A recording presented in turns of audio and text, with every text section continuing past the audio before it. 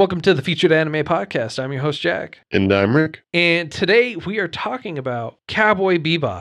But before we were actually talking about that, we were talking about me refusing the reality into which we live in, rejecting it. And we were talking about a little bit about next week's choice as well. Yes. So, you'll find that out a little bit later. So if you want to become a part of that wider conversation, join us at patreon.com/featuredanimepodcast and become a patron starting at the $1 level. All right. So this week, your choice was Cowboy Bebop, and it's 26 episodes long. It aired in April 1998, and it ran all the way through April 1999. Producer for it was Bandai Visual. Studio was Sunrise. It's an original work of art, and I will say work of art.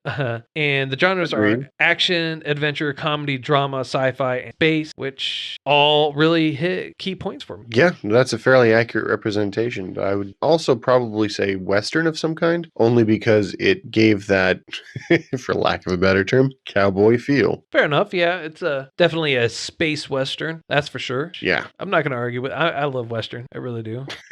Ironically enough, this is also one of the things we both love. Yeah. Oh, yeah. And not just for the show itself, but for the music, too, at least on my part. Yeah, I was paying attention specifically to a lot of the music going on, only because I knew you'd mention it. And yeah, still, yeah. It's one of the things I think more modern anime is missing. Yeah. Because when you have enough room to experiment, if you will, when you have a story long enough to take over 12 episodes, where you don't have to cram, I guess, you can have longer chase scenes, and the music going through it is more, I would say, appropriate than anything else. I really enjoyed the saxophone being played in there, and the vast array of instruments being used. Yeah. So yeah, definitely. And when what's really great is when they played or had a focal instrument like the saxophone or harmonica, it actually played into that episode. Yeah, which I thought was really, really well done. As far as times go, not times, but like I guess timelines or eras, if you will, the episodes you see where the harmonica is most prevalent, it's more mobsterish, more I guess 1960-esque. Whereas with the saxophone, it was more of the jazz area, more of that time frame. And it just seemed not that the technology was different, but that I don't know, the ambiance surrounded the instrument rather than the music just being thrown in there. I gotcha. Oh, I gotcha on that. So a couple of the things that I've noticed is aged really, really well. I personally think it aged really, really well, but you could tell, and I forget at what point, but I remember reading that this series actually had been canceled partway through and then got picked up again due to large backlash and wanting to come back, wanting for it to be brought back. And so they came back and finished out the series. Now, I don't know exactly at what point it got canceled or anything like that, but I have a feeling that it was like early, mid episodes, not like within the first half, because you can tell that there was an animation shift in it halfway through the first 12 episodes around. So like episode 8-ish, you'd say? Yeah, like maybe 8, 9 around there. Okay. Maybe a couple episodes beforehand. I didn't notice that. I did notice an animation shift, or rather a story shift after episode 12. Technically episode 13, but it was a two-parter. Right. And that's where I originally, when I first saw the show, I figured that that's where it ended, because when Spike is flying through the sky, the old Indian dude that is ever present whenever it's a Spike-centered story, he says something to the effect of, "That's not a shooting star, that's a warrior gone home, finally at peace." And you're like, he died. We just killed off Spike. It's over. And then when I was a kid, that was it. And now, all of a sudden, there's 13 more episodes.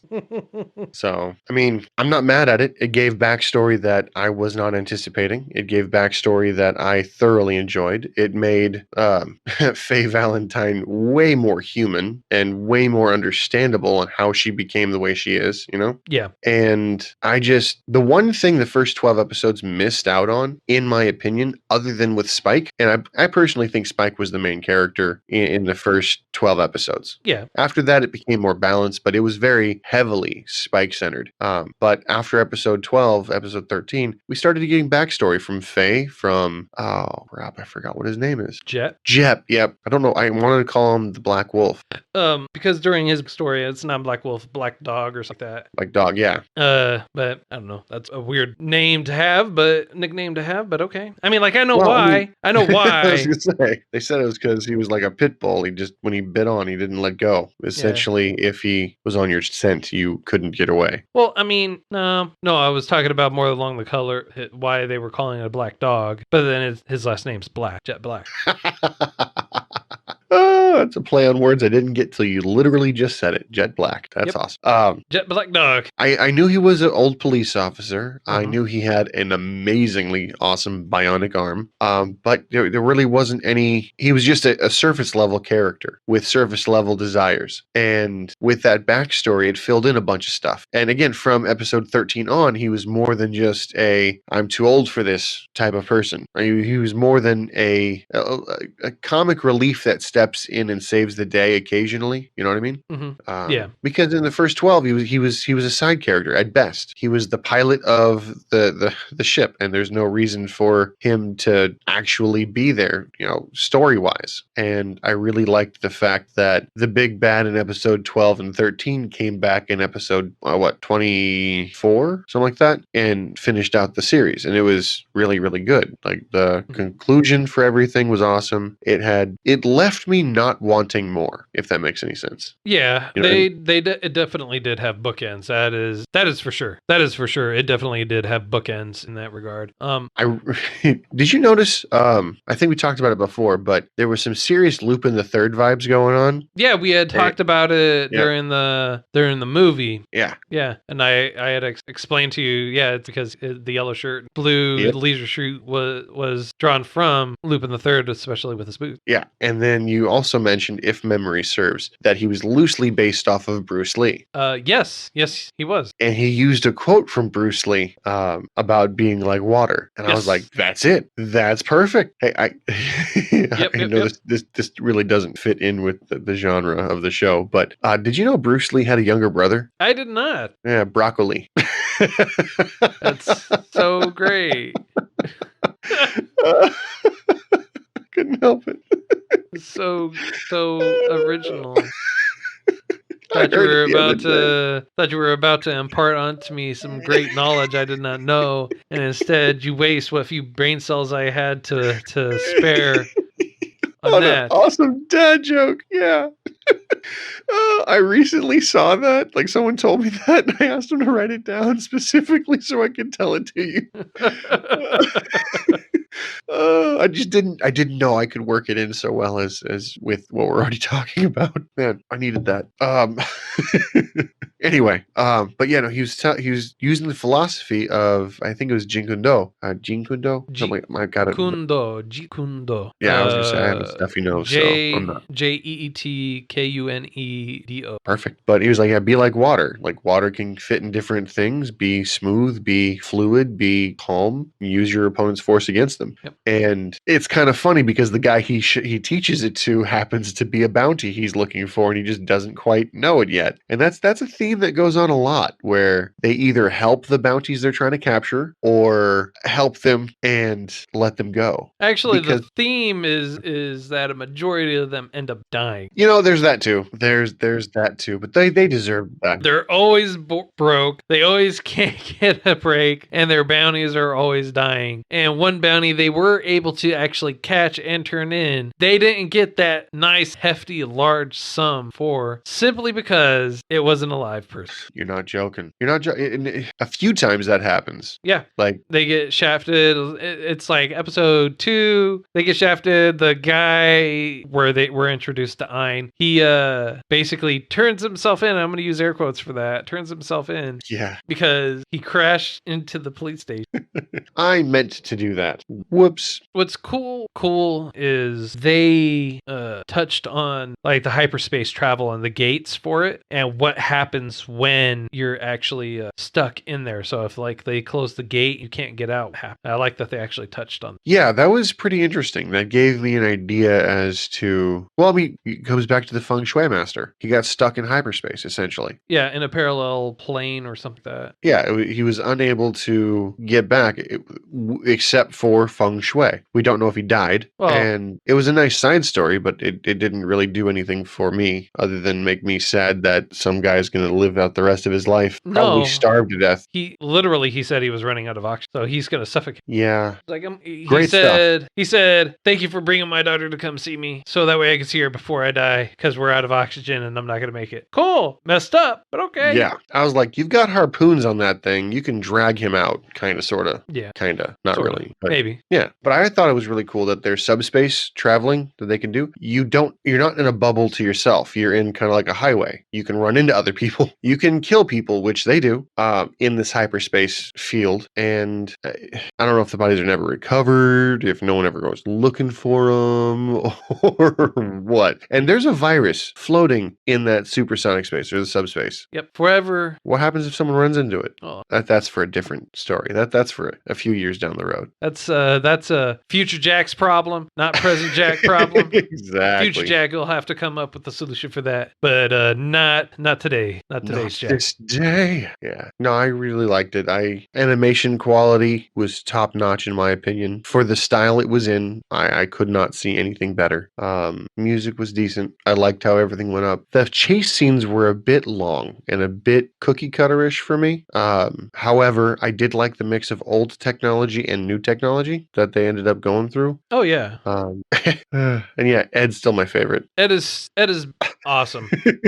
Ed is absolutely awesome. He is definitely one of my favorite characters, and I like how they introduced him, or her rather. Mm-hmm. I like how they introduced her and how Ed integrated it in with the crew. Like she was already a part of the crew in her mind and had no issues or problem integrating. And the level of intelligence that she has is really miraculous, even for her age. She's got to be, what, 13, 14 years? Maybe. They've got other 14-year-olds in there who are more developed, so I'm going to guess 10, 11, still very childlike. An expert at chess, go figure. Yeah. I'm just naturally gifted in every way, shape, and form. And just a superb hacker. Now, when I was thinking about it last week, I thought that Einstein came with Edward. I didn't realize that Einstein was Jet's dog. Who's Einstein? The dog. Oh, Ein? Yeah, its Ein. name is, it's simply Ein. It's not He called Einstein. He calls it Einstein, but the name is literally just Ein. Oh. Well, in that case, I was wrong on two fronts. I thought, for some reason, I thought Edward, being a genius, had a dog named Einstein because they're always together. They become the inseparable pair. Right. I mean, even the bowl says Ein. Yeah, and I thought they couldn't fit Einstein. Why not? It's a round bowl. Write that sucker on there. Well, see, what I thought actually happened was there was... you could be right. I mean, it's a data dog and it's hyper intelligence. I mean, hell, dude, the episode where it was able to hack the dream sequence or whatever is going on. What the hell? Dude, I want a dog like that. Smart dog. I don't know what to tell you. It senses you're in trouble and it's like, I need to fix. Go. I'm just saying, if I get a dog like that, I'll be safe. Unfortunately, I don't think you can get a dog with Lassie level intelligence right off the bat.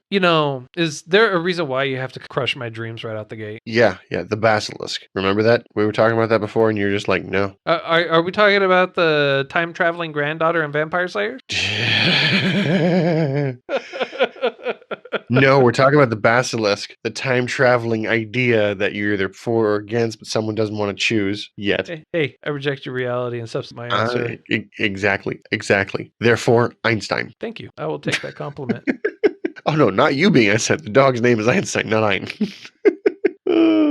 Although you are pretty smart, I will give you that. You're able to set all this stuff up. So yeah, you're like half an Einstein. Oh, thank you. I'll take that. I'll take the compliment. You can be the other half. Two halves make a whole. I like it. There you go. Oh goodness. What did you think about what did you think about the guy who woke Faye up and gave her a bunch of debt, injecting fat into himself to look like me? I thought that was funny, but what's even funnier is Faye says, it's only a drop in comparison to the debt that I had. Now, how messed up is that? You learn her backstory when she actually wakes up, and or not her backstory, but you learn about when she wakes up. And how messed up is that? That, hey, we woke you up, we thawed you out from cryostasis because you had this one disease and we didn't have a way to be able to cure it for you. So we froze you, thawed you, and here's this large bill, and it's over $300 million that you owe us. And we still don't know how to fix your mysterious disease. Well, I mean, like, she's fine now. Exactly. Is it even a disease ever? Was she just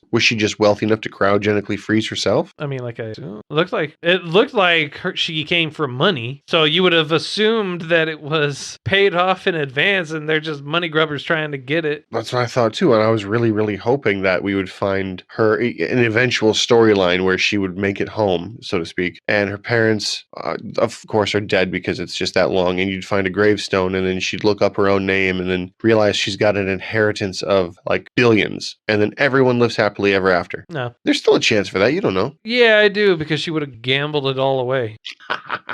She would have bought the casino and then lost it all. That's kind of messed up to say that, but that's actually probably true. That is probably true. She would have definitely bought the casino and then lost it all, and the casino.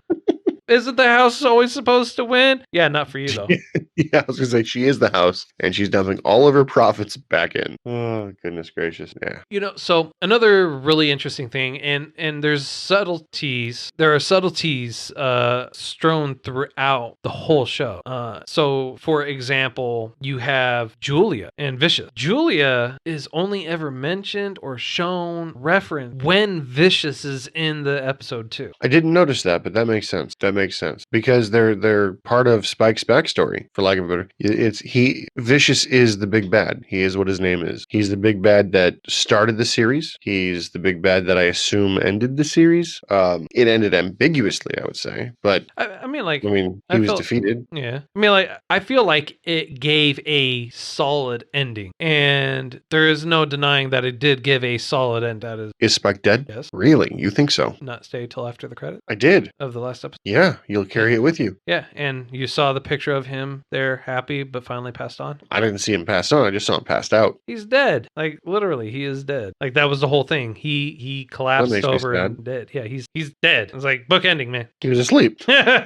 He did. I didn't see him die. Obviously, we saw the same thing. He probably died if you said so. But to me, he was just passed out. Well, although See You Around Space Cowboy turned into you're gonna carry it with you. I guess it's possible. Well, I would love to hear other people's opinions on whether or not he's actually. I say he's dead because of how they end, and my own interpretation of it. I know that you have differing views. More optimistic, one might even say.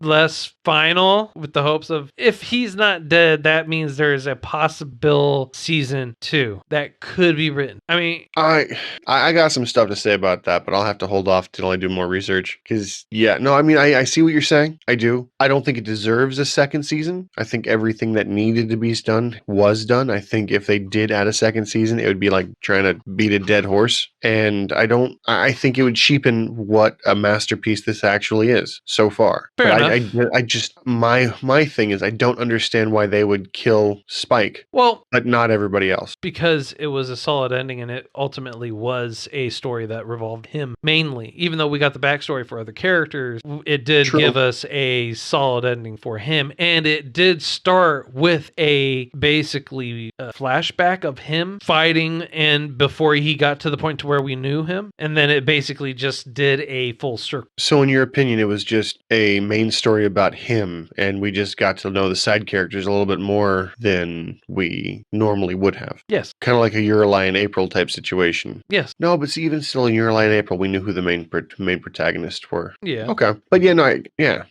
Well, to be honest, they all got their own form of final and... True, but I would also say that they all survived it and lived happily ever after. Sure. Or happily ever in debt, or pick your flavor as to what the hell's going on. So many opportunities to actually get debt free, and they just nope right out of that. They just got to stop killing people. I never thought, since you put it that way, I never thought I'd be rooting for the people who keep killing their victims. Right? My favorite person has a body count. Oh, well, in that case, Right. it's probably a small body count, an accident. Oh, no, it's all on purpose, and it ranges in the hundreds of millions of dollars lost. Good to know. Good to know. But what's also really, really great is episode 1, it sets you up to their financial and money problem right off the bat. They didn't even beat around the bush or anything like that. It's straight up like, here, we have money problems. This is how it is. What happened to all this money? The cop, the store, the other property damage that you did. Yeah, killed the dough. We got invoiced for all the damages you did. Good job. You want meat? You got to work for it. Jeez. Hate to say it, but you're not wrong. All right. I think this is a great spot. On a scale of up to 10, sir, how would you rate this? That's a damn good question. I'm biased as hell. So I was going to say, go ahead. I'm giving it a 10 just so you know where I'm at. Okay. Well, I mean, a 10 would be, well, I mean, can I improve on it? Personally, no. For the genre that it's in, for the story it's part of, for the age and how well it held up, 10. Like, I could not do something better. The story, aside from Ghost in the Shell, do you know if this predates Ghost in the Shell at all? Yeah. No, it doesn't. Ghost in the Shell predates this. Okay, so they did pull a little bit from that. Even still, completely unique. I thoroughly did enjoy it. The technology was a bit inconsistent at times. I loved the old dudes that kept gambling and saying they built it all. So yeah, I'm gonna as well a 10. For some reason, those dudes don't die ever, no matter how many times they get shot at. Hey, that's all right. That's okay. They're there for the relief. Exactly. So yeah, I'm also gonna give it a 10. It's a pretty solid thing that I would recommend to anyone, and yeah, I think it belongs in the 10s club. There you go. And I'm glad we're in agreement on that. It's a classic. It's a wonderful show. Its story is really well done. The movie, like we had talked about a couple weeks ago, is a great filler for like that in between point anywhere in the series. You can pick up the movie after they get the entire Bebop crew, pop in that movie, watch it, and you're good to go. Yeah. I liked the fact that there was no forward progression, skill-wise, or talent-wise. They were all, I would say, at a constant level from start to finish. You got what you got. There was no training arcs. There was no needed training arcs because they came as professionals. Yep. And the backstory you got, while sometimes sad, it still just solidified what you saw. Yeah, which just made it all the better in my humble opinion. Yeah, like I agree. I'm gonna have to agree wholeheartedly. So next week is my choice. It is, and we actually saw what you wanted to do already. And, we did, yeah. And I had posted this in the patrons chat and talked a little bit about it in the pre-show, and it's going to be Chobits. We're watching Chobits for the next. Yep, this one is 27. No, it's not 27 episodes. It looks like 27, but there's no ones. Yeah. So it's really only 24 episodes. 26. I was close. It's in the 20s. it's up there. Like it's 26 episodes long. Genres are sci-fi, comedy, drama, romance, ecchi, and sending. And it's one that I've seen before. I've seen it both subbed and dubbed. They're both equally good in their own right. So you can pick your flavor as to how you would want to watch it. And well, see, I thought I had seen it before. The short answer is no, I haven't. Of course not. Yeah, I was mistaken. I thought the reason why this actually was chosen is because we were talking about our waifus in Discord, and Chobits came up, and she came up from Chobits, and why I decided to make this my choice. Katz had said doesn't recollect us ever doing Chobits, so I figured, well, why not now? Yeah, it's a good choice. I agree, and I look forward to it. Yeah, well, thanks for tuning in and hanging out with us. If you liked this week's choice, please let us know. Feel free to reach out to us, featuredanimepodcast@gmail.com. Join us in our Discords. Link's going to be in the show notes, or if you're listening to this on YouTube, go ahead and hit that link that's going to be down there. And we're available on Twitter at Those Anime Guys, Feature Anime Podcast, Facebook. Don't forget to leave a like, subscribe, rating, review, comment, whatever else. It really helps us out. And if you want to help support us and help us grow and become even better for you, patreon.com/Featured Anime Podcast. $1 a month will get you some access to some bonus content for before shows. We usually always talk, and we will sometimes talk even after each show. And $1 a month gets you that. Until next time, I'm Jack. And I'm Rick. And God willing, we'll see you next time.